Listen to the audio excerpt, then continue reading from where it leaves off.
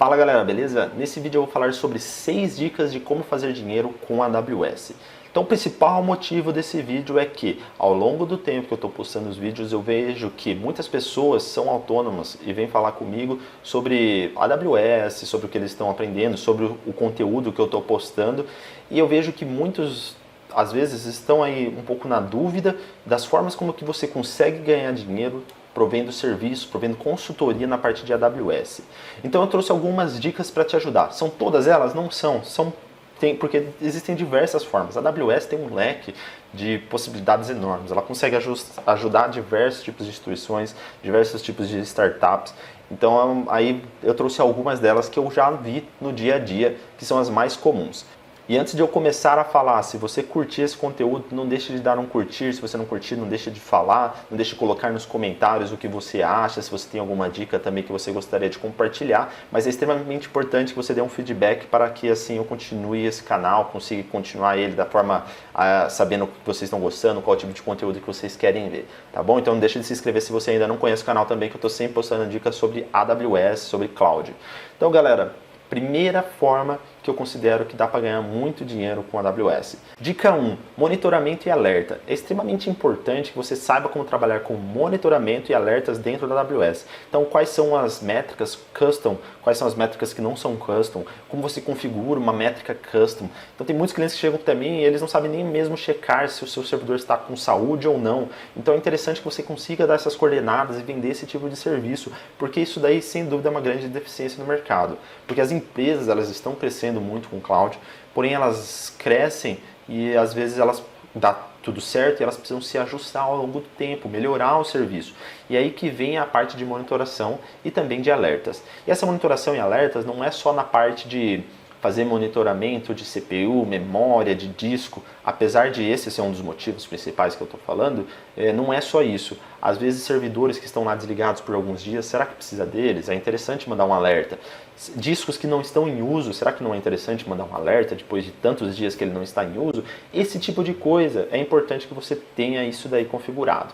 Então essa é uma das formas como você consegue fazer um pouquinho de dinheiro. Também, claro, às vezes quando tem muitas contas, você precisa achar uma solução externa. Então aí vem desde a implementação e conhecimento de como funciona um Datadog da vida, ou como funciona um Cloud8, ou tem muitas outras ferramentas aí no mercado de monitoração, como funciona o Cloud Check, enfim, tem diversas soluções. Então é interessante que você tenha conhecimento das ferramentas do mercado que podem te ajudar isso para te ajudar com o cliente.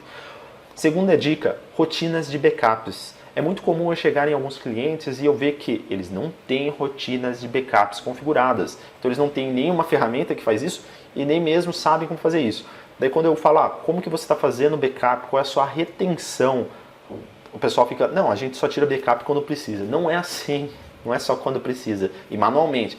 Então uma coisa importante é utilizar aí rotinas de backup, saber implementar elas, sendo elas ferramentas externas ou sendo seu próprio código no Lambda, que eu já falei sobre isso. Às vezes utilizando o AWS Backup, que te ajuda com isso. Enfim, tem uma infinidade de formas. E a segunda dica é essa daí. Saiba como funciona e como configurar rotinas de backups para o seu cliente ter um ambiente mais seguro. Terceira dica, implementação de segurança. Então segurança é algo extremamente importante e é algo que principalmente empresas que estão começando, empresas que têm pouco tempo de mercado, às vezes não se importam, passam a se importar com o tempo. Então é interessante que você saiba como vender essa segurança, como você passar que é importante implementar segurança, implementar soluções que dão segurança para o cliente. Seja ela desde acesso a AWS, então não é todo mundo que precisa de acesso e não é administrador para todo mundo, ninguém tem que acessar a conta root. Então tem diversas práticas que você tem que implementar, como senha simples, troca de senha. Isso é importante, galera. Isso não é Douglas Mugno que está falando, isso é ISO 27002. Então eu sou certificado nessa ISO, eu estudei pra caramba, eu me interessava muito em segurança. Isso é algo que eu vejo que precisa ser implementado, isso daí não é uma opção, isso daí é praticamente obrigatório. Então é importante que você saiba sobre a parte de identidade de acesso, você tem um conhecimento ali da parte de security group, da parte de rede, para conseguir vender segmentação de rede, conseguir falar, ó, é importante que esses sistemas estejam em redes distintas, ou esse servidor aqui é um banco de dados, não necessariamente ele precisa estar público, como tem um caso aí, diversos casos que às vezes RDS está público para todo mundo, então não é legal. Também é importante você saber trabalhar com security groups, que é praticamente um firewall, aí não deixa de ser um firewall da AWS, que já ajuda diversos clientes. E também a implementação de WAF. WAF já é um pouquinho mais a fundo, que é Application Web Service. Firewall de application, né? Então é um application firewall, onde você consegue tanto ajudar clientes em startups a evitar SQL inject ou DDoS, e mais um monte de tipo de ataques com cross-site scripting e blá blá blá. Enfim, tem coisa pra caramba e é importante que você saiba, conheça pelo menos como que funciona o básico desse WAF, para que se um cliente chegar para você, eu tenho esses cenários, falar, talvez o WAF pode te ajudar com isso daí. Então é interessante. Dica 4, implementação de deploy automatizados. Em alguns clientes, eles precisam fazer deploys continuamente, sempre. E é muito comum você ver que eles fazem deploys não tão frequentes, como por exemplo, uma vez na semana, uma vez a cada 2 semanas. Então já teve até um cliente que eles me chamaram para essa parte de, nós precisamos fazer mais deploys, como que nós podemos fazer isso? Então uma das opções de fazer dinheiro, é um pouco mais trabalhosa, porém uma das opções com a AWS, com consultoria em AWS, é você fazer implementação de deploys automatizados, usando soluções da AWS. Então a AWS te ajuda de diversas formas a ser DevOps. Então você tem Terraform, que ajuda na Cloud, você tem CloudFormation, você tem também Code Build, Code Commit, Code Pipeline, você tem diversas soluções, tem o Beanstalk, que pode ser uma solução para te ajudar no dia a dia, pode ajudar o seu cliente. Então essa é uma forma que pode te ajudar a dar muito, agregar muito para seus clientes que estão interessados em crescer com a AWS. Vale muito a pena. Então, fique em mente que essa é uma ótima forma de utilizar a AWS. Dica número 5, revenda e hospedagem. Então é até engraçado falar isso daí, revenda e hospedagem. Mas o que eu quero dizer com isso? A AWS, ela faz venda de hosting, ou seja, ela faz venda de servidor, de hardware. Se você tem uma empresa e você cria um servidor lá dentro, é só isso que a AWS te dá. Ela garante o hardware para você. Agora os seus dados, ou backup, ou qualquer coisa, não rola assim.